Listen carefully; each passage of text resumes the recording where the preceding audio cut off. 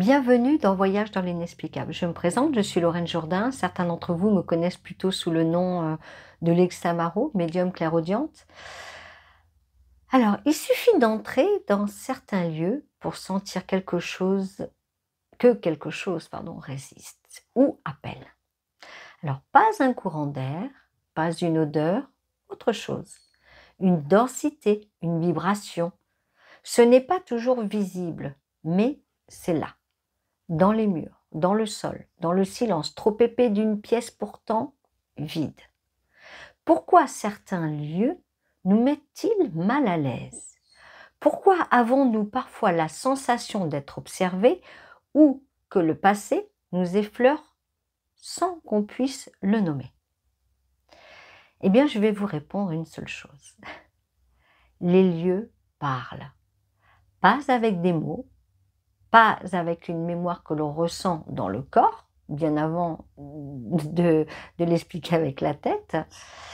Alors, j'ai compris très jeune que les maisons, les terrains, les objets peuvent porter des traces, des empreintes invisibles mais tenaces, des échos d'histoires non digérés et parfois, des présences qui cherchent encore la sortie.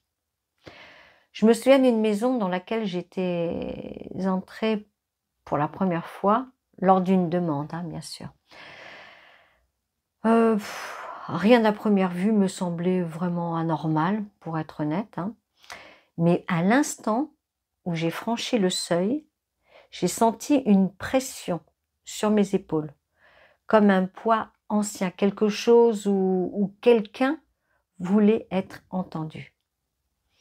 Alors, il ne s'agissait pas de peur, mais d'un cri bloqué, le genre de cri que les murs retiennent quand personne ne les écoute. Depuis, je n'ai jamais cessé d'apprendre à entendre ces lieux, à ressentir ce qu'ils ne disent pas et à comprendre ce qu'ils cherchent à nous transmettre. Alors, dans cette vidéo, je vous emmène au cœur de ces espaces habités. Pas seulement par ceux qui y vivent, mais par ce qui a été vécu et qui parfois ne veut pas partir. Ce voyage sera celui d'une écoute différente, une plongée dans l'invisible, là où les lieux ne mentent jamais. La mémoire des murs, l'empreinte vibratoire. Il y a des murs qui absorbent et d'autres qui rejettent. Certains lieux nous accueillent comme un silence bienveillant, d'autres nous happent dès le seuil franchi. Les émotions fortes ne disparaissent jamais vraiment. Elles s'impriment, elles collent aux angles, au plafond, aux poignées de porte, que plus personne ne touche d'ailleurs. Alors, un choc, une peur, une douleur soudaine laissent une trace. Pas une trace que l'on voit, mais une empreinte que l'on ressent dans le corps, et pas uniquement chez les médiums. Je suis un jour entrée dans une pièce où l'air était différent, dense, troublé, comme si l'espace lui-même se souvenait de ce qu'il s'était passé. Alors j'avais l'enregistreur, mon H4 en marche, pour ceux qui m'ont suivi à la télévision, eh bien l'ont vu à plusieurs reprises. Et je ne m'attendais à rien, rien du tout, comme à chaque fois que j'arrive dans un lieu, juste ressentir. Et puis, l'image m'est apparue. Un homme seul en train de nettoyer son fusil, concentré, les gestes précis, mais dans l'air, il y avait ce moment suspendu où tout peut basculer. J'ai vu à cet instant le coup partir. Alors, c'était un coup accidentel, pas un suicide. C'était brutal, inattendu. Et j'ai ressenti la panique, la stupeur, la faim, puis le silence. Comme nous avons écouté l'enregistrement, il y avait un son net, sec. Et ce son, on entend aussi ma voix et puis l'autre personne en train de discuter, de chuchoter. Et pourtant, derrière ça, on entend, mais nettement, un coup de feu, suivi d'un râle, long, comme arraché d'un autre temps. À savoir que la pièce était vide, elle était même dépourvue de meubles. Mais le lieu, lui, parlait encore. Les murs avaient gardé ce moment, cette vibration, cette mort qu'on n'attendait pas. Un lieu n'est pas forcément, comment dire, hanté par ce qu'il contient, mais par ce qu'il a porté sans pouvoir le déposer. La matière garde la mémoire des vibrations extrêmes, et cette mémoire, même invisible, parle à ceux qui savent écouter. Les lieux de traumatisme, violence, guerre, mort brutale. Il y a des lieux où l'on ne respire pas pareil.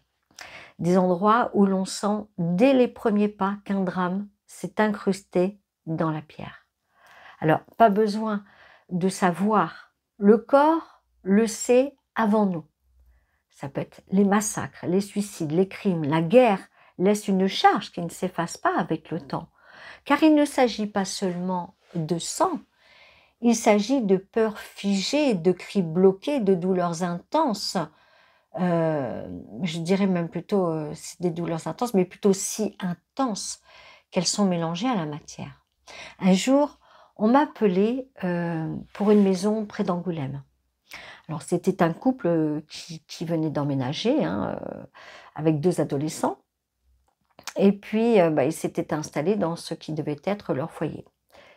Mais rapidement, des phénomènes étranges, des bruits, des objets déplacés, un malaise permanent, comme si la maison en elle-même voulait parler. J'ai accepté d'y aller. Et comme souvent à cette période, j'avais proposé sur Facebook, c'était mon autre compte avant que je le ferme, voilà, j'en ai réouvert un autre, comme vous avez pu vous en apercevoir. J'invitais à cette période-là une personne qui me suivait sur Facebook à m'accompagner. Il y a une jeune femme qui m'a rejointe.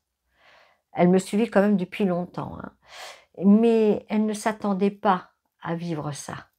Dès mon arrivée, j'ai su, ce n'était pas une maison qui accueille, c'était un lieu qui retient. Chaque pièce avait une vibration différente. Mais la cuisine et la cour, elles, portaient une lourdeur que rien ne justifiait, visiblement, au premier abord. Je me suis arrêtée et j'ai vu un homme, une femme, puis une autre femme, des éclats de voix, la peur, la rage, puis des coups de feu. 3, net, sans hésitation. 2 femmes tombent et lui retourne l'arme contre lui-même. Silence, fin. Quelques instants plus tard, alors que je continuais à explorer, avec la jeune femme, bien sûr, je suis entrée dans une pièce, rien de particulier. Mais la porte derrière nous, nous avions été tout au fond de la pièce. Il y avait ils étaient en train de créer, une douche, enfin une salle d'eau, voilà. Et la porte derrière nous, sans courant d'air, s'est refermée brutalement, sans raison physique. Alors, cette pauvre jeune femme qui m'accompagnait, alors elle a blêmi, elle a compris que ce n'était pas une simple visite. Plus tard encore, dans l'une des chambres, je posais mes questions, enregistrement en cours. Soudain, la bibliothèque, moi je marchais bien sûr, entière. Alors ce n'était pas un grand meuble, mais c'était des étagères bibliothèque, on va dire. Et la bibliothèque entière s'est effondrée devant moi, sans que personne ne touche, parce que cette bibliothèque était accolée contre un mur, touchait le mur. Il n'y avait même pas de tremblement. C'était comme si quelque chose ou quelqu'un voulait me barrer le passage. Ce n'était pas une coïncidence. C'était une volonté, une mémoire qui se défendait. Et donc j'ai appris que dans cette maison, en 2001, un homme avait tué sa femme et l'ami de sa femme présente ce jour-là, avant de retourner l'arme contre lui-même. 3 morts, un drame silencieux et une mémoire restée là en attente. C'est ce que j'avais vu, ça confirmait. Donc cette maison n'était pas seulement le témoin d'un crime. Elle portait l'empreinte vivante, une mémoire qui se manifeste, qui s'impose et qui cherche encore à être reconnue. Ce jour-là, j'ai compris que certains lieux ne cicatrisent jamais seuls. Enfin, je l'avais compris avant, mais disons que ça avait juste renforcé ma conviction. Alors, ils ont vu trop d'inhumanité. Ils ont absorbé trop d'abandon. Et dans leur silence, ils continuent de porter la douleur du monde. Un lieu de traumatisme n'est pas seulement marqué, il est habité par la mémoire de ceux qui n'ont jamais pu partir en paix. Un lieu de traumatisme n'est pas seulement marqué, il est habité par la mémoire de ceux qui n'ont jamais pu partir en paix. Je me répète. Ce type de hantise, contrairement à ce qu'on peut penser, n'est pas résiduelle. Elle est plutôt active, réactive, et je dirais même présente. Ce n'est pas seulement une scène qui se rejoue comme un vieux film, c'est une conscience figée dans sa dernière émotion. Une énergie consciente, capable d'agir sur la matière, de réagir à une présence, de répondre à une intrusion. Ce que j'ai vécu ce jour-là relève d'une hantise active traumatique liée à des morts violentes et non intégrées. Une mémoire vivante qui se manifeste et se défend comme un écho devenu tangible. Tant que ces âmes ne sont pas apaisées, le lieu continue à parler à leur place. Hantise familiale, quand une âme refuse de partir. Il y a des maisons où l'on entend encore les pas de ceux qui ne sont plus là. Pas dans les couloirs, mais dans les silences, dans les disputes qui se répètent, dans les maladies qui se transmettent sans cause apparente. Parfois, ce n'est pas la maison qui est tentée, c'est la lignée qui est retenue. J'ai été appelée un jour pour une femme qui avait hérité de la maison de ses grands-parents, rien de particulier au départ, mais depuis qu'elle y vivait, tout s'effondrait, sa santé, son sommeil, sa paix intérieure. Les murs semblaient veiller, mais pas avec douceur. Je suis entrée dans le salon et j'ai senti une présence. Pas une présence hostile, mais par contre fermement ancrée, comme une vieille colère qui refuse de s'éteindre. Je me suis assise, j'ai fermé un moment les yeux, j'ai réouvert et j'ai vu une femme âgée, sèche, silencieuse, assise, elle aussi, juste là, dans le fauteuil que sa petite fille venait de racheter. Elle ne voulait pas partir, pas tant par attachement, comment dire, ce n'était pas non plus par contrôle. Elle gardait cette maison, si vous voulez, comme on garde un secret de famille, jamais dit, jamais lavé. Un enfant caché, un amour interdit. Je ne l'ai pas su exactement, mais je l'ai senti. Et cette mémoire non révélée était devenue le nœud énergétique de tout le lieu. Sa petite fille rejouait, sans le savoir, le même enfermement, la même solitude, la même douleur sourde que cette femme avait emportée avec elle. Quand une âme refuse de partir par attachement à un bien ou à une histoire inachevée, elle devient l'ombre d'une mémoire familiale. Et quand la maison reste dans la lignée, cette ombre pèse sur le vivant. Il ne s'agit pas ici d'une simple hantise, mais d'un lien karmique émotionnel qui traverse les générations par le lieu. C'est ce qu'on appelle une hantise familiale, souvent invisible mais vibratoire, agissante. Un lieu qui ne laisse pas partir les morts et qui ne libère pas les vivants non plus. Hantise des lieux de passage, hôpitaux, hôtels, gares. Je ne sais pas si cela vous est déjà arrivé. Entrer quelque part et ressentir d'un coup, comme un flottement, un trouble léger mais tenace par contre. Comme si le lieu avait pu passer des choses qu'il n'a jamais pu digérer. Ce sont souvent des endroits ordinaires, ça peut être des hôpitaux, des gares, des hôtels. Des lieux de passage où les vivants ne font que traverser, mais où certaines âmes, elles, restent coincées. Des âmes qui ne comprennent pas qu'elles ne sont plus dans leur corps, qui attendent encore un retour, un signe, un mouvement.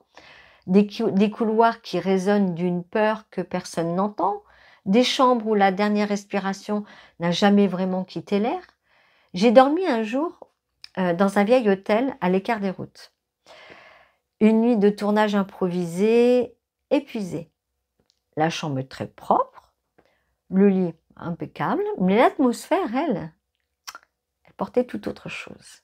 Alors pas de menaces, mais il y avait comme un silence trop chargé. Un calme qui n'était absolument pas naturel.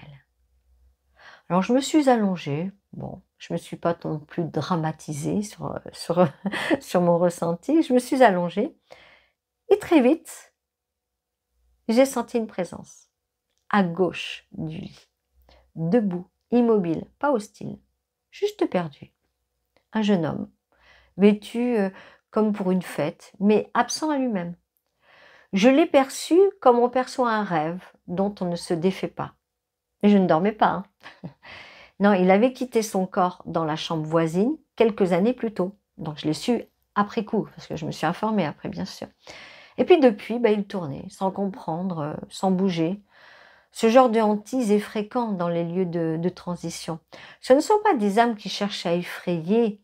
Alors, on n'est pas dans les films, voilà, comme j'ai parlé dans l'autre vidéo que j'ai postée, voilà, sur Amityville, tout ça a été créé avec des films du sensationnel. Ce n'est pas ça. Ce sont des âmes, pour la plupart du temps, je parle pour celle-ci, pour ce jeune homme, ce type d'âme, ce sont des âmes qui n'ont pas trouvé la porte. Des errances vibratoires, fragiles, douloureuses, presque discrètes. On les appelle hantises d'errance. Elles n'ont pas de colère, pas de message particulier. Elles sont là parce que personne n'est venu les chercher ou qu'elles n'ont pas suivi. C'est possible aussi. Alors si un jour vous ressentez une lourdeur dans une chambre d'hôtel, un frisson même inexpliqué dans un couloir d'hôpital, ne pensez pas forcément au pire. Voilà, arrêtez avec les films, arrêtez. On arrête le sensationnel. Pensez plutôt à celui ou à celle, bien sûr, qui n'a pas compris qu'il était déjà ailleurs. Et s'il vous ressent, il saura peut-être qu'il peut enfin partir. Hantise émotionnelle, ce que créent les vivants. On pense souvent qu'un lieu hanté est habité par les morts. Mais laissez-moi vous contredire, parce que parfois, ce sont les vivants qui laissent les traces les plus tenaces. Une colère, une rupture, une dépression profonde peuvent s'imprimer dans les murs comme une brûlure invisible. Vous êtes déjà entré quelque part où personne ne vit plus et pourtant, vous aviez l'impression que tout était encore là. Alors moi, ça m'est arrivé, vraiment, dans une maison à La Rochelle. La première fois que je suis rentrée, c'était un monsieur qui vivait seul et j'avais pourtant l'impression qu'il y avait une femme. Et en fait, il était toujours en conflit avec une femme avec qui il avait vécu dans ce lieu. Alors, ce ne sont pas les meubles, pas les objets, mais une tension dans l'air qui ne vous lâchez pas. Vous l'avez eu, je vous ai raconté mon expérience, mais vous, avez-vous vécu une expérience comme celle-ci? Si oui, n'hésitez pas en commentaire. Mais je vais continuer. Et puis, mais un jour aussi, il y a eu une autre situation que je vais vous donner, c'est que j'ai visité un appartement vidé depuis plusieurs semaines, rien n'y bougeait, les volets étaient ouverts, la lumière entrait, donc rien de particulier, mais dès le seuil, j'ai senti une angoisse muette. Alors ça, c'est un autre, je précise. Il y avait une pièce en particulier qui était lourde, sans raison apparente. Pas de décès, pas d'histoire tragique, mais une vibration épaisse, triste, étouffante. Et j'ai perçu dans ce lieu des disputes, souvent les mêmes, toujours dans cette pièce. Une voix féminine épuisée, un homme en retrait mais chargé de tension, des silences pesants, plus violents que des cris. Le couple qui y vivait, alors c'est un autre, je reprécise, parce que ça se ressemble un petit peu, mais ce n'est pas du tout la même chose. Donc le couple qui y vivait, n'avait pas trouvé la paix. Ils étaient partis, mais leur mal-être, lui, il était resté. Alors ce type de mémoire n'est pas lié à une âme, nous sommes bien d'accord. il est plutôt lié à une émotion répétée, trop forte, trop enfouie et jamais exprimée pleinement. L'émotion, quand elle ne peut sortir, qu'est-ce qu'il se passe? Elle se fige, elle se plaque dans les murs. Et avec le temps, eh bien, elle s'auto-entretient, comme un disque rayé qui rejoue la même note. C'est ce qu'on appelle hantise émotionnelle. Elle ne vient pas de l'au-delà, celle-ci, pas du tout. Elle vient de nous, de ce que nous projetons, de ce que nous retenons, de ce que nous refusons de dire. Et parfois, ces charges vibratoires restent si longtemps qu'elles finissent par devenir une présence à part entière. Sachez-le. Sans corps, sans nom, mais avec une densité bien réelle. Les murs se souviennent des tempêtes humaines. Et si on ne les écoute pas, ils les rejouent pour celui qui vient après, tout simplement. Et peut se projeter sur les personnes, peut influencer indirectement les personnes. Et eux-mêmes peuvent revivre la même chose. Vous comprenez? Voilà, ce n'est pas se laisser imprégner. Une solution, c'est purifier la maison avec de la sauge blanche, voilà, il y a des petits rituels à faire, hein, faciles hein, en soi. Et puis bah, pour ceux qui sont très pratiquants, les prières marchent très bien aussi. Voilà, pour faire partir toutes ces énergies. Nettoyer les lieux avant d'emménager dans une maison ou un appartement, je vous le conseille. Hantise de substitution. Rituel, invocation, portes ouvertes. Il ne faut pas toujours un drame, une mort ou un ancien cimetière pour qu'un lieu devienne chargé. Parfois, ce sont les vivants qui ouvrent des portes qu'ils ne savent plus refermer. Des rituels, des jeux, des invocations, faits sans conscience, par curiosité, par défi ou par ignorance. Alors, on va parler de quoi là? On va parler du Ouija, on va parler de la table tournante, on va parler de l'écriture automatique. Parce que, et dans ce geste, dans cette parole, qu'est-ce qui se passe? Eh bien, pour le coup, il y a quelque chose qui passe. Il y a une faille qui s'ouvre, une brèche s'installe. Et ce qui entre ne repart pas toujours. On pense souvent qu'il suffit d'allumer une bougie ou de prononcer un nom pour communiquer, mais ce n'est pas de la communication, c'est une ouverture. Et toute ouverture dans l'invisible attire. Un jour, j'ai été contactée par une maison de village, enfin, par des gens, hein, pas la maison en elle-même, hein, mais on est bien d'accord.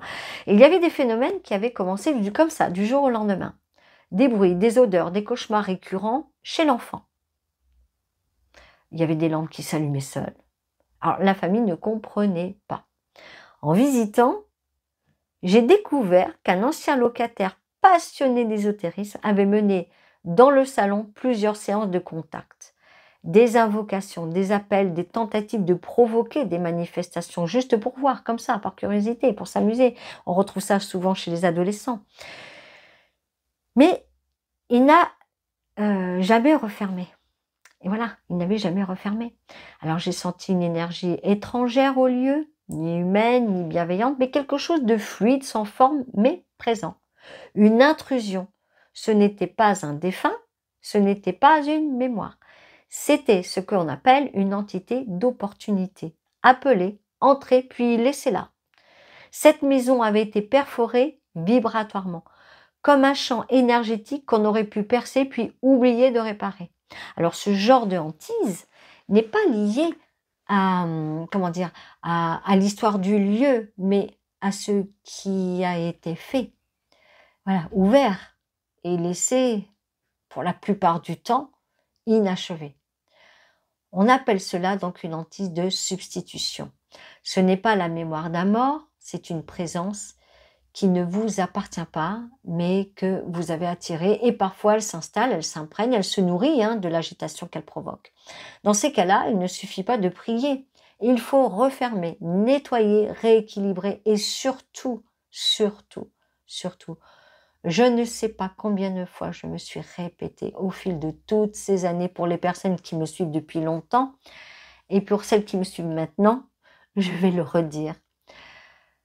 On ne joue pas avec l'invisible comme on joue avec des allumettes. Vous n'y joueriez pas avec des allumettes. Eh bien, là, c'est la même chose. S'il vous plaît, je sais que c'est tentant, je sais que, voilà. Mais Ne vous avisez pas. Quand on ne sait pas, il ne faut pas le faire. Voilà, tout simplement. Objet hanté, la mémoire portable. Tout ne vient pas des murs. Parfois, ce qui trouble un lieu tient dans la paume d'une main. Oui, si petit qu'il soit. Il existe des objets qui ne sont pas seulement décoratifs. Ils portent en eux une vibration, une histoire, une mémoire. Pas parce qu'ils sont anciens, mais parce qu'ils ont été témoins, ou touchés, ou utilisés au cœur d'un moment intense, violent, sacré. On croit ramener un souvenir, mais on ramène un écho. Et parfois, cet écho prend racine là où il n'aurait jamais dû entrer. Une fois, le conjoint de ma mère était revenu un jour d'Afrique avec plusieurs objets traditionnels. Des sculptures, des instruments, des pièces artisanales chargées d'histoire. Alors il les avait rangés dans son grenier sans y prêter attention. Mais très vite, quelque chose a changé.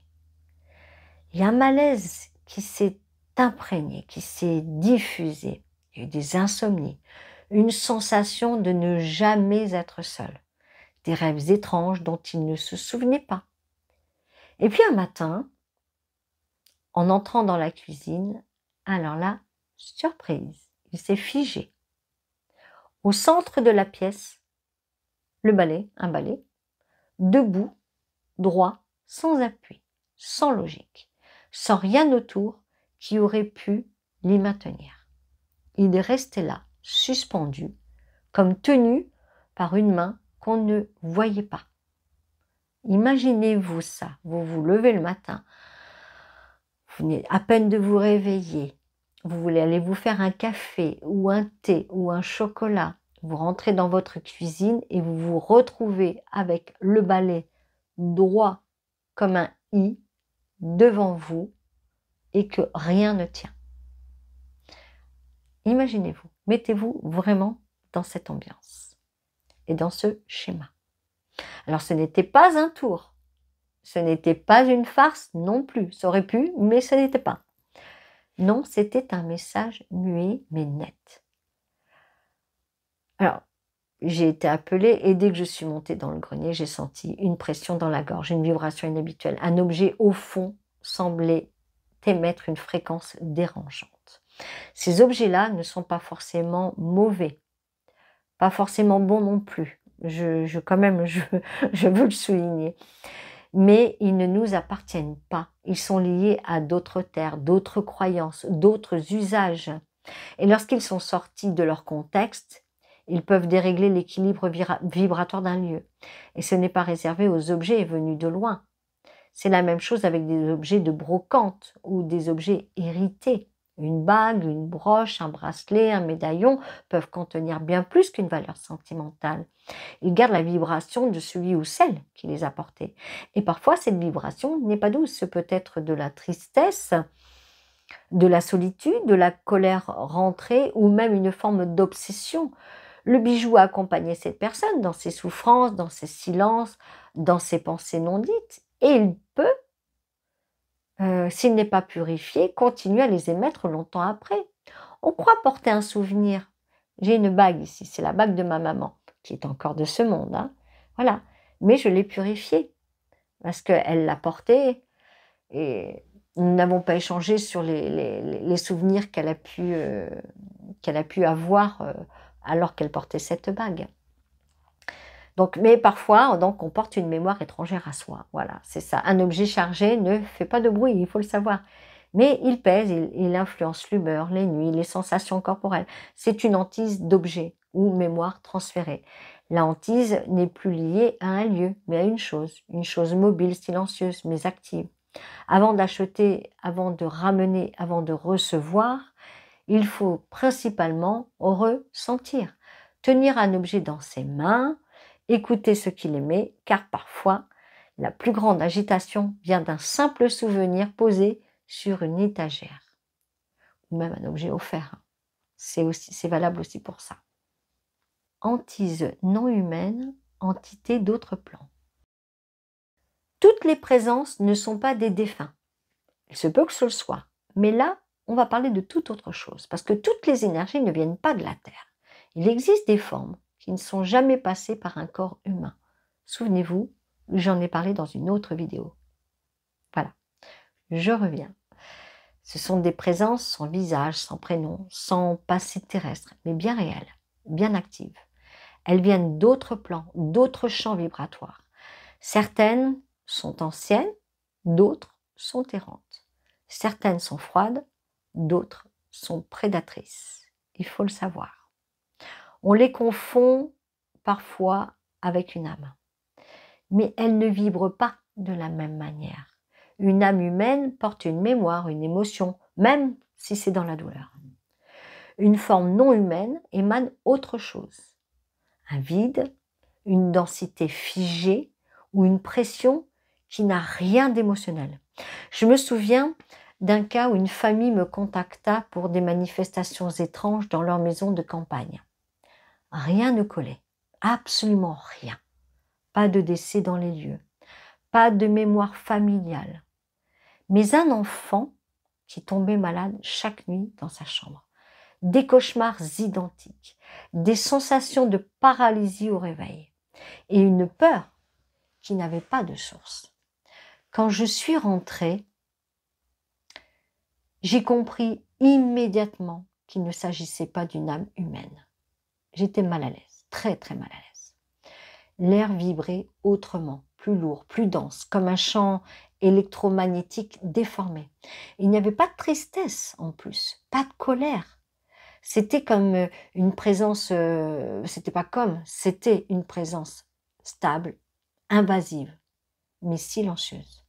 En m'approchant de l'endroit où tout se concentrait, alors comme je peux aussi voir les défunts, comme je peux les entendre, je peux les voir, pas systématiquement, mais j'y arrive. Et là, j'ai vu une forme.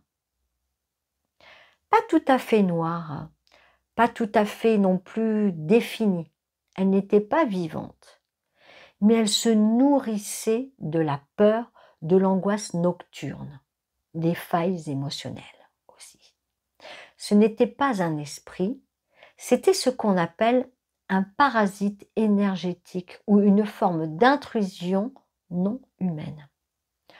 Peut-être résiduelle d'un ancien rituel, peut-être attirée par la vibration du lieu, ça on ne le sait pas. Ces entités n'ont pas de dialogue à offrir, elles n'ont pas de message. Elles sont là pour se nourrir, se fixer ou simplement rester dans un plan qui n'est pas le leur. Face à elles, la compassion que l'on peut avoir, l'empathie et tout, ne suffit pas. Il faut poser des limites vibratoires, renforcer le champ de l'habitat et surtout, ne surtout pas chercher à communiquer. Ce sont des hantises non humaines et elles exigent une conscience claire, ancrée et ferme. La lumière ne les chasse pas toujours, mais la souveraineté, oui. La force intérieure, oui. Et la capacité à dire ici, ce n'est pas ton territoire. Ce que nous ne comprenons pas n'est pas toujours dangereux. Mais ce que nous laissons entrer sans conscience, par contre, peut le devenir. Hantise temporelle, quand le passé se rejoue. Il arrive parfois qu'un lieu ne soit pas hanté par une âme, mais par un instant, un moment précis resté coincé entre deux plans, comme une image qui se fige et se répète encore et encore. Ce n'est pas une présence qui interagit dans ce cas-là. Ce n'est pas non plus une conscience qui attend. C'est un fragment de temps qui tourne en boucle sans savoir qu'il tourne, tout simplement. On appelle cela une hantise temporelle, un phénomène où le passé continue à vibrer dans le présent comme si la scène n'avait jamais cessé. Un jour, j'ai été appelée dans une bâtisse ancienne transformée en chambre d'hôte. L'une des pièces posait problème. Chaque nuit, à la même heure, on entendait le même bruit, un choc sourd, des pas précipités, puis un silence sourd, exactement identique. Rien ne changeait, rien ne répondait, rien ne se manifestait en dehors de cette séquence. J'entendais personne parler, voilà, il n'y avait rien. Et donc quand je suis rentrée, moi je n'ai pas du tout senti d'âme, hein, pas de présence, mais par contre, j'avais ressenti une tension comme un souffle retenu. Et là, j'ai vu donc une femme dévalant un escalier en courant, un cri étouffé, une chute, sa tête contre la pierre, et puis plus rien. Alors ce n'était pas une vision du présent, je précise. C'était un morceau de passé qui ne s'était jamais désagrégé. J'ai revu la même scène plusieurs fois. Alors, au départ, c'est surprenant, bien sûr, mais après, au bout d'un moment, c'était toujours identique, sans variation, sans interaction. C'est cela une boucle énergétique, c'est comme ça qu'on l'appelle. C'est une mémoire qui ne s'est pas dissoute et qui reste piégée dans la matière. La vibration du choc, du cri, de l'émotion reste suspendue dans l'espace. On aimerait, hein. Moi je sais que j'en avais marre, au bout d'un moment de voir toujours la même chose. C'était comme un disque rayé qui joue le même sillon. J'avais envie d'aider, et puis ces phénomènes ne demandent pas d'aide. C'est pour ça que ça m'agaçait. Mais par contre, ils nous interrogent sur le temps, sur la mémoire, sur la manière dont certains instants refusent de mourir. Ce ne sont pas des âmes qui cherchent contact là, mais des empreintes vibratoires, qui n'ont jamais été reconnues pour ce qu'elles étaient. Dans ces cas-là, le rôle du médium n'est pas d'apaiser, mais plutôt de dissoudre, d'absorber ce qui s'est figé, de libérer le lieu de son souvenir inachevé. Hantise de terrain, l'énergie du sol. Alors parfois aussi, parlons que ce n'est pas forcément la maison qui peut poser problème. C'est plutôt ce qu'il y a en dessous, le sol, la mémoire de la terre. Il existe des lieux où on se sent mal avant même de franchir la porte de la maison qui a été construite dessus, hein, bien sûr. Donc pas à cause d'un mur, pas à cause d'un passé, mais parce que la terre elle-même, eh bien, n'est pas en paix. Certaines zones sont traversées par des failles telluriques, des tensions invisibles mais bien actives. D'autres ont été autrefois des lieux sacrés, des espaces de rite, de dépôts de repos éternels. Et quand on dit construit sans conscience, on perturbe l'équilibre originel. J'ai senti cela devant une maison, avant même d'en toucher la poignée. Une sensation dans le ventre, comme une torsion, une vibration verticale qui remontait du sol jusqu'au thorax.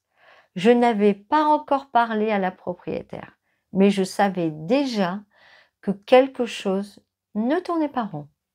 Le lieu semblait rejeter, refuser l'habitation, non par hostilité, mais par saturation.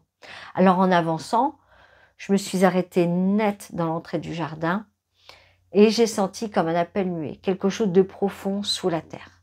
Plus tard, elle m'a raconté qu'un ancien cimetière avait été déplacé à la construction du quartier. On avait réinstallé les tombes ailleurs, mais le terrain, lui, eh ben oui, il était quand même resté chargé. C'était une terre de mémoire. Et on y avait construit comme si de rien n'était. La maison était neuve, saine, aérée, mais tout le monde tombait malade. Les disputes éclataient sans raison. Les animaux refusaient de rester à l'intérieur. Il y a même eu des cas de décès d'animaux non expliqués, non comprises par les vétérinaires. Alors, ce genre de cas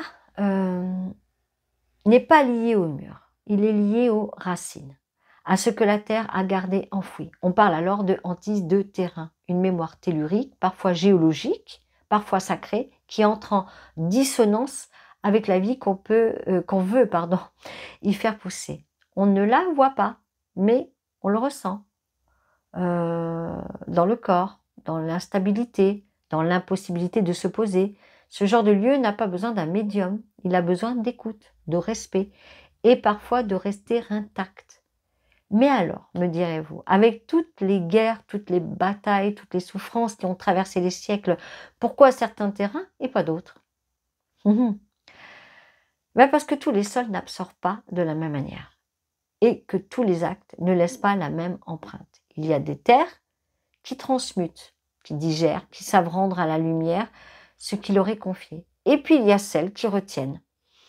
parce que l'acte a été trop brutal, trop injuste, ou parce qu'aucun regard n'est venu bénir ce qui s'y était passé. Ce n'est pas tant la qualité d'histoire qui compte, mais la manière dont elle a été vécue, reconnue ou même niée. La mémoire vibratoire ne se fixe pas sur tous les lieux, fort heureusement. Elle se fixe là où le silence a recouvert la douleur sans jamais l'apaiser. Et ce silence-là, la terre, elle, eh bien, elle s'en souvient. Hantise dormante, activée par une personne vivante. Peut-être que cela vous est déjà arrivé. Vous entrez quelque part et sans savoir pourquoi, vous sentez que quelque chose a changé. Pas pour les autres, mais pour vous. Une pièce qui semblait neutre, un lieu calme, sans histoire connue, sans manifestation signalée. Et pourtant, dès que vous entrez, vous sentez une tension, un frisson ou une image qui vous traverse. Ce n'est pas une coïncidence. Ce n'est pas non plus votre imagination, parce que souvent, on réfère toujours à son imagination. Non, c'est ce qu'on appelle une hantise dormante. Un lieu qui ne se manifeste pas jusqu'à ce que vous soyez là. Parce que parfois, c'est votre vibration qui vient réveiller une mémoire enfouie. Et oui, et oui, je ne suis pas là pour vous faire peur, hein. Donc c'est qu'il y a une histoire qui est sans doute dans ces lieux restés silencieux jusqu'à ce qu'il y ait un écho humain qui lui ressemble. Et cet écho, c'est vous. Moi, cela m'est arrivé hein, dans une maison d'amis. Ils y vivaient depuis des années en paix. Jamais rien d'étrange. On ne voudra plus m'inviter après. Mais il n'y avait aucune sensation, rien à signaler. Et puis pourtant, le jour où je suis montée à l'étage, quelque chose s'est activé. Je n'avais absolument rien fait, rien demandé. C'était juste moi-même. Mais en arrivant dans la cage d'escalier, j'ai senti une pression au plexus, un froid, une tristesse suspendue. Je suis montée lentement et au dernier palier, je l'ai vue, pas physiquement, pardon, mais clairement, une femme seule, fatiguée, dans une chambre sous les combles, assise, elle attendait depuis longtemps, la pauvre. Je ne l'avais pas appelée, mais pas du tout. J'étais, voilà, j'ai une vie comme tout le monde, hein. Je suis médium, oui, mais voilà, j'ai une vie comme tout le monde. Je vis comme tout le monde. Je ne suis pas non plus connectée tout le temps, mais bon, elle s'était montrée, voilà. Parce que je portais en moi, sans le savoir, peut-être un fragment de son histoire.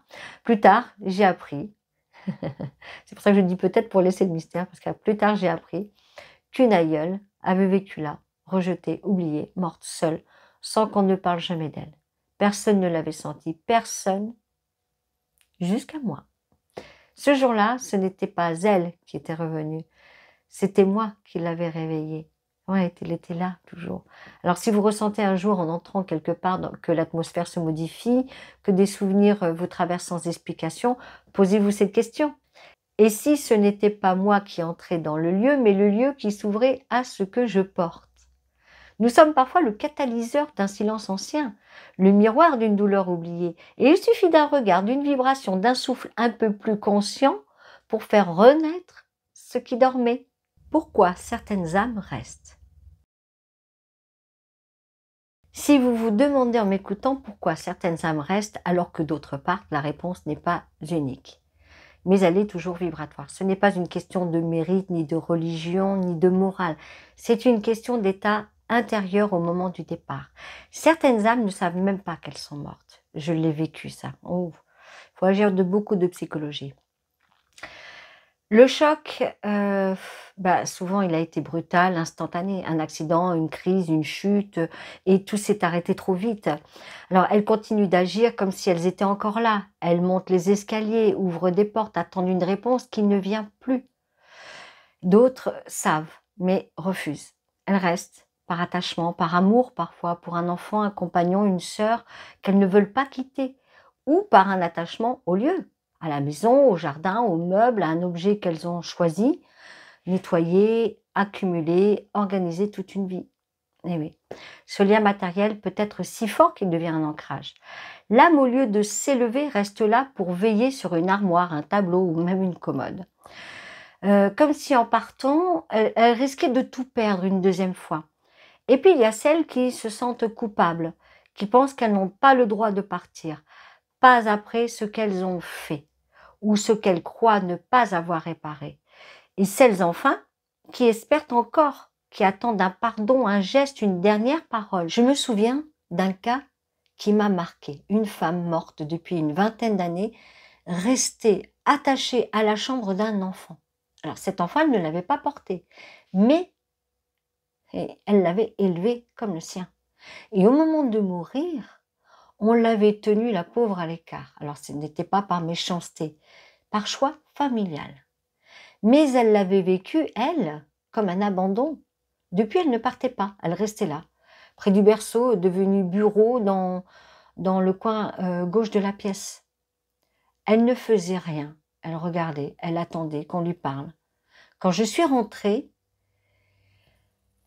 c'était émouvant parce que j'ai ressenti une tendresse immense et une solitude encore plus grande. Alors je lui ai parlé, par clairaudience, je lui ai expliqué ce qu'elle n'avait pas compris. Et c'est là où il faut jouer de beaucoup de psychologie, ce que je disais juste avant. Je lui ai tendu le lien qu'elle n'avait pas pu vivre au moment du départ. Et elle est partie. Ce que j'ai compris ce jour-là, mais ça m'est arrivé d'autres fois, c'est que les âmes ne restent pas par caprice. Non, non, non, non, non. Elles restent par manque de lumière. Pas celle du ciel, pas celle du cœur. Une âme qui reste attend quelque chose, une reconnaissance, un mot, un regard, ou parfois le simple courage de dire au revoir à ceux qu'elle a tant aimés. Et il arrive que ce soit vous, sans le savoir, qui portiez cette clé-là. Hantise active ou résiduelle? Si vous vivez quelque chose dans un lieu, un frisson, un bruit, un objet déplacé, vous vous demandez peut-être, est-ce une vraie présence ou juste une mémoire qui tourne en boucle? Parce qu'on s'y perd avec tout ça. Mais il existe une différence essentielle entre une hantise résiduelle et une hantise active. La première n'a pas de conscience. Elle ne vous regarde pas, elle ne vous entend pas. C'est une trace, un enregistrement énergétique figé dans l'espace, comme une empreinte laissée par un événement intense. La seconde, en revanche, réagit. Elle vous sent, elle vous répond parfois. Elle peut bouger un objet, vous toucher dans votre sommeil ou changer de comportement selon votre état intérieur. La hantise résiduelle est froide, mécanique, répétitive. Toujours la même scène, le même son, à la même heure. La hantise active, elle, est vivante. Elle évolue. Elle manifeste une volonté, une présence, même si elle ne parle pas. Je me souviens de 2 lieux visités en quelques semaines d'intervalle. 2 ambiances, 2 phénomènes, mais 2 origines bien distinctes. Le premier était dans une maison. On y entendait chaque matin et chaque soir. C'était en Charente-Maritime, hein, ça date d'il y a plusieurs années. Hein. C'était même avant que je passe à la télévision. Chaque matin et chaque soir, des pas descendre et monter les escaliers. Puis le matin, ces pas se diriger à la cave et le soir, remonter à l'étage dans une chambre. Toujours aux mêmes heures. Pas de variation, pas de contact, pas de réaction à mes tentatives d'échange. Je voyais une silhouette passer pourtant, toujours la même. Un homme, un geste répétitif. Il agissait comme il l'avait fait toute sa vie en fait, et même après. C'était une mémoire purement vibratoire, un fragment d'habitude ancré dans la matière. Aucune conscience, une hantise résiduelle.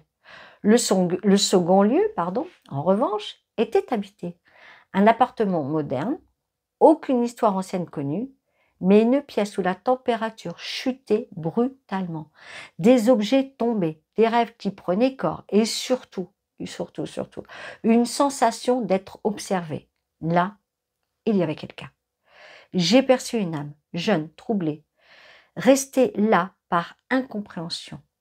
Elle essayait de se faire entendre, pas de rejouer, de s'exprimer. Je l'ai senti me contourner, s'adapter à mon énergie, chercher le moment pour se montrer. Une hantise active, pleine de présence. Et en tant que médium, La différence se ressent très vite. La mémoire n'interagit pas, elle se rejoue quoi qu'il arrive. Elle traverse la pièce sans jamais tourner la tête. Mais une présence active, elle vous regarde, elle vous attend ou vous fuit. Ça peut être ça aussi. Et c'est là que le lien peut se créer ou que la libération peut commencer. Se protéger et comprendre le rôle du vivant. Dans toutes les formes de hantise dont je vous ai parlé jusqu'ici, il y a une chose qu'on oublie souvent, le rôle du vivant. Votre rôle, le mien, celui de toute personne qui rentre en résonance avec l'invisible. Nous avons tendance à penser que si un lieu est chargé, nous sommes les victimes. Mais parfois, nous sommes aussi les amplificateurs. Notre vibration, notre fatigue, notre sensibilité peuvent nourrir ce qui n'est pas à nous. Il ne s'agit pas d'être méfiant ou méfiante, mais consciente ou conscient. Il faut savoir reconnaître quand une émotion ressentie ne nous appartient pas. Quand un malaise vient de l'extérieur et pas de notre histoire. Je me souviens d'un cas précis. Une maison en apparence calme, mais à peine arrivée, j'ai senti une colère en moi sans raison, sans motif personnel. Et plus je restais, plus elle m'envahissait. C'était une colère ancienne, pas la mienne. Celle d'une âme piégée qui cherchait un corps pour s'exprimer. Et moi, évidemment, je devenais ce corps. Ce fut un transfert énergétique, silencieux, insidieux et pourtant très réel. Je suis sortie, je me suis recentrée et j'ai compris. Je m'étais laissée ouverte, fatiguée, non protégée. Je m'étais faite réceptacle de ce qui ne m'appartenait pas. C'est une erreur fréquente et humaine, même si on est médium. On entre dans un lieu, on ressent et on prend, par compassion, par inconscience, par fragilité aussi. Mais on ne doit pas porter pour les autres, c'est important, pas pour les vivants, pas pour les morts. Ce qu'il faut, c'est rester aligné, fermement dans sa vibration avant d'entrer dans un lieu chargé. Posez votre intention, respirez, ancrez-vous, dites à voix haute ou en silence: ce qui ne m'appartient pas, je ne le prends pas. Cela suffit parfois à éviter bien des fardeaux. Le rôle du vivant n'est pas de tout absorber non plus, mais d'éclairer, d'observer et de laisser à chaque énergie le soin d'aller là où elle doit être. Car même face à l'invisible, nous avons le droit de dire non. Faut pas croire. Le devoir de ne pas nourrir ce qui ne nous appartient pas. Nettoyer, libérer, transformer un lieu. Ressentir, c'est bien. Comprendre, c'est mieux. Je dirais même que c'est essentiel. Mais parfois, il faut agir. Un lieu peut être nettoyé, allégé, apaisé. Pas comme on lave une surface, hein je précise, mais comme on guérit une mémoire. C'est un travail profond, subtil et surtout respectueux. On ne chasse pas une âme. Non. On ne force pas une présence. On invite, on éclaire, on ouvre une porte et on laisse le choix. Nettoyer un lieu, c'est dialoguer avec l'invisible. C'est reconnaître qu'il y a eu un passage, une souffrance, un attachement, et qu'on est là pour rendre à ce lieu sa paix première. Parfois, il n'y a pas d'âme, pas de présence consciente, juste une scène qui s'est répétée jusqu'à s'imprimer, une mémoire résiduelle, un moment intense, souvent tragique, figé dans la vibration du lieu. C'est comme un film invisible qui se rejoue encore et encore, sans intention, sans conscience, mais avec une puissance qui dérange. On entre et sans comprendre pourquoi, on ressent ce qu'ils ont ressenti. L'angoisse, la douleur, la peur. Comme si les murs avaient retenu l'émotion et la rejetaient à chaque passage. Dans ces cas-là, il ne s'agit pas d'aider une âme. Il s'agit d'aider la mémoire à se dissoudre. Cela demande une autre approche, plus vibratoire, plus énergétique, pardon. On ne parle pas à une conscience. On travaille avec l'intention, la lumière, la respiration, le rééquilibrage. On transforme l'espace en lui redonnant sa fréquence d'origine. On ne cherche pas à effacer, on vient réparer. Et parfois ça suffit, mais d'autres fois une âme est encore là. Et ce n'est pas elle qui bloque le lieu, c'est son attente, son besoin d'être vue, entendue, comprise. Dans ces cas-là, le nettoyage ne suffit pas. Il faut accompagner, parler, écouter ce que l'âme n'a jamais pu dire. Et surtout, l'aider à retrouver la route qu'elle a perdue. Je me souviens d'une maison où la sensation de malaise était mais constante, constante. Les habitants étaient à bout, des tensions sans raison, des insomnies, un sentiment d'être observé. J'ai marché lentement dans chaque pièce, silencieusement. Et très vite, j'ai senti que le problème ne venait pas d'un esprit méchant, mais d'une âme douce, confuse, restée là parce qu'elle pensait qu'on l'attendait encore. Une femme décédée seule, sans adieu, et qui s'accrochait à la cuisine comme à la dernière chose qu'elle maîtrisait encore. Je me suis arrêtée dans le silence et j'ai entendu. Alors, pas avec les oreilles, mais par clairaudience, une voix douce, fatiguée, pleine de retenue. Elle avait peur. Elle pensait qu'elle devait rester, que quelque chose n'était pas terminé. Je lui ai répondu par la pensée, par le cœur, par cette passerelle invisible que seuls les mots de l'âme peuvent traverser, comme par télépathie.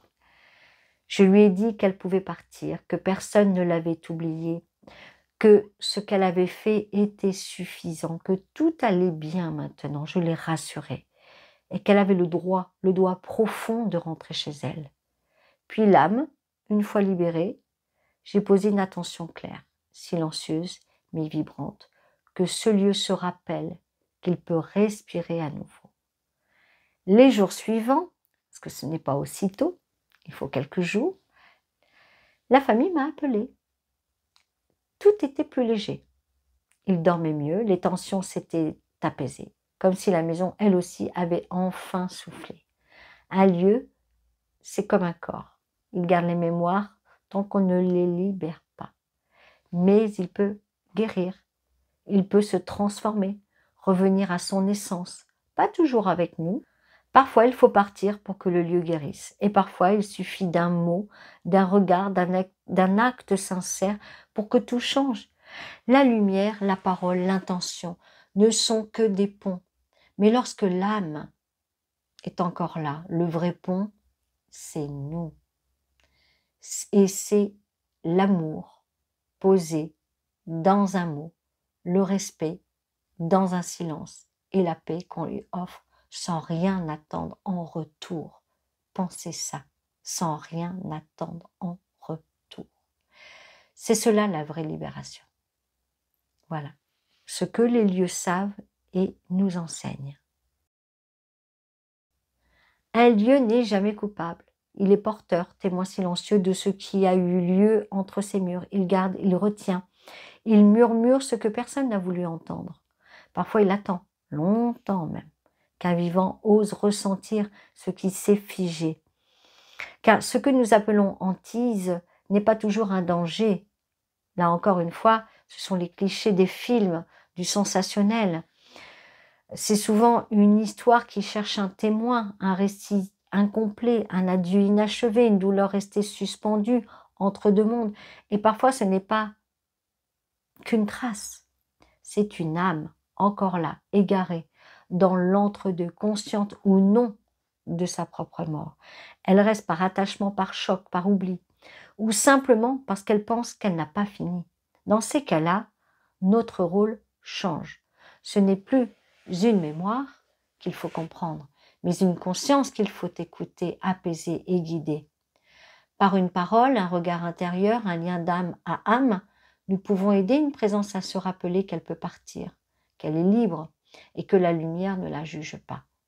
Si vous ressentez, c'est peut-être que vous êtes ce témoin, ce passeur ou cette passeuse, celui ou celle qui peut offrir une fin à ce qui attend encore. Pas pour tout réparer, mais pour entendre et reconnaître qu'un lieu peut parler sans jamais faire de bruit. Et parfois cela suffit à apaiser ce qui demandait à être vu. Comme je le dis souvent,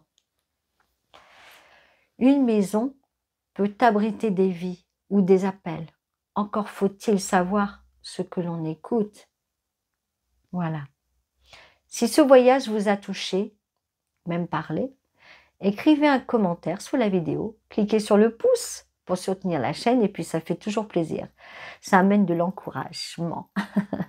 Abonnez-vous à la chaîne et actionnez la cloche pour être prévenu des prochaines vidéos. Et je vais vous dire à très bientôt pour un nouveau voyage dans l'inexplicable.